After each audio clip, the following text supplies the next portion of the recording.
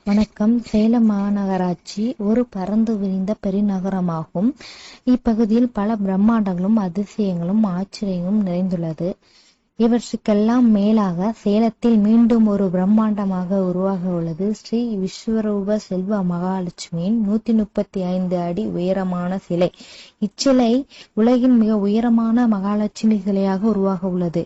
இச்சிலையில் மகாலட்சுமி தாயார் 4 கரங்களில் பக்தர்களுக்கு அருள் பாலிக்கும் செல்வ மகாலட்சுமியாக காட்சியளிக்கப் போகிறார்.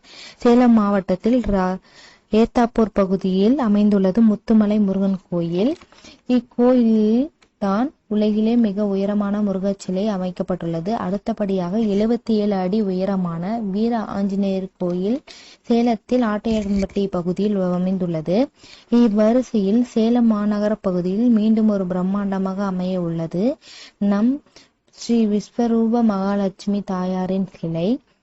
சேலம் ஜாகிர் அம்மாபாளையம் ஸ்ரீ காவடி பழனியாண்டவர் திருக்கோயிலில் இச்சிலையானது உருவாக உள்ளது. இவற்றை காண வேலைப்பாடுகள் இன்னும் 6 மாதத்தில் முடிவடைய உள்ளதாக கோயில் நிர்வாகம் தெரிவித்துள்ளது. இதை பற்றிய முழு விவரங்களையும் நான் மற்றொரு வீடியோ மூலம் உங்களுக்கு